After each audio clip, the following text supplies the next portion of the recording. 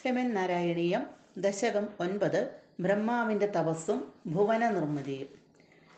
അഗജാനന പത്മാർക്കം ഗജാനനമഹർനിശം അനേകദന്തം ഭക്താനാം ഏകദന്തമുപാസ്മഹേ.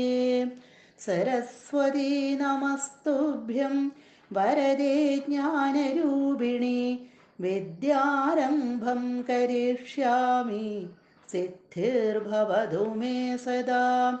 ഗുരുർബ്രഹ്മാ ഗുരുർവിഷ്ണുർഗുരുർദേവോ മഹേശ്വര ഗുരുഃ സാക്ഷാത് പരം ബ്രഹ്മ തസ്മൈ ശ്രീ ഗുരവേ നമഃ.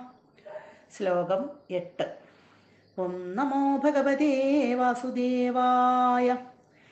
ലഭസ്വഭുവനത്രയീരജനദക്ഷതാമക്ഷതാം ഗൃഹാണമദനുഗ്രഹം കുരു തപശ്ച ഭൂയോ വിധേ. ഭവത്വഖില സാധനീമയി ച ഭക്തിരത്യുത്കടേരി ഉദീര്യഗിരമാദത മുദിതചേതസം വേദസം. കഴിഞ്ഞ ശ്ലോകത്തിൽ നമ്മൾ കണ്ടു ബ്രഹ്മാവ് മഹാവിഷ്ണുവിനെ സ്തുതിക്കുന്നത്. തൻ്റെ ബുദ്ധിയെ ഉണർത്തി അതിന് ഈ പ്രപഞ്ചത്തെ സൃഷ്ടിക്കുവാനുള്ള സാമർഥ്യം ഉണ്ടാക്കി തരണമേ എന്നാണ് ബ്രഹ്മാവ് ഭഗവാനോട് പ്രാർത്ഥിച്ചത്. വിധേ, അല്ലയോ ബ്രഹ്മാവേ. ഭഗവാൻ ഇവിടെ തിരിച്ച് മറുപടി പറയുകയാണ്. അക്ഷതാം, ഒരു ഹാനിയും തട്ടാത്തതും ക്ഷതമൊന്നും തട്ടാത്തതും. ഭുവനത്രയീ രചനദക്ഷതാം, 3 ലോകങ്ങളുടെയും സൃഷ്ടിക്ക് വേണ്ടതായ സാമർഥ്യം. അതായത് ഒരു കോട്ടവും തട്ടാത്തതും ഈ ലോകം മുഴുവനും സൃഷ്ടിക്കുവാൻ വേണ്ടതുമായിട്ടുള്ള ആ സാമർഥ്യവും അല്ലെങ്കിൽ ആ സാമർഥ്യം ലഭസ്വ, താങ്കൾക്ക് ലഭിക്കുമാറാകട്ടെ.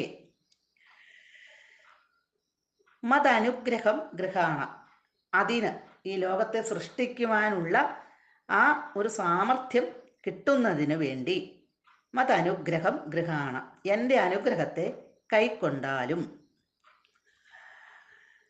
തപ ച ഭൂയ കുരു, തപസ് ഇനിയും ചെയ്യുകയും വേണം. അഖില സാധനീ മയി ഭക്തി, ഏത് കാര്യത്തെയും സാധിപ്പിക്കുന്നതായ മയി, എന്നിലുള്ള ഭക്തിയും അത്യുത്കട ഭവതു, അത്യധികമായിട്ട് അങ്ങയ്ക്ക് നിലനിൽക്കട്ടെ. അപ്പോൾ ഭഗവാൻ പറയുകയാണ്, ഈ ലോകം മുഴുവനും ത്രൈലോക്യങ്ങളെയും, അതായത് 14 ലോകങ്ങളെയും സൃഷ്ടിക്കുവാനുള്ള ആ സാമർഥ്യം താങ്കൾക്ക് ലഭിക്കട്ടെ. എൻ്റെ അനുഗ്രഹത്തെ സ്വീകരിച്ചാലും തപസ് ഇനിയും ചെയ്യുകയും വേണം. ഇനി ഏതു കാര്യത്തെയും സാധിപ്പിക്കുന്നതായിട്ടുള്ള എന്നിലുള്ള ആ ഭക്തി ഉണ്ടെങ്കിൽ ഏത് കാര്യവും സാധിക്കും എന്നാണ് അവിടെ പറഞ്ഞു വരുന്നത്. അങ്ങനെയുള്ള ഭക്തി അതിശക്തിയായിട്ട് തന്നെ അങ്ങേക്ക് ഉണ്ടാകട്ടെ, അതെന്നും നിലനിൽക്കുകയും ചെയ്യട്ടെ.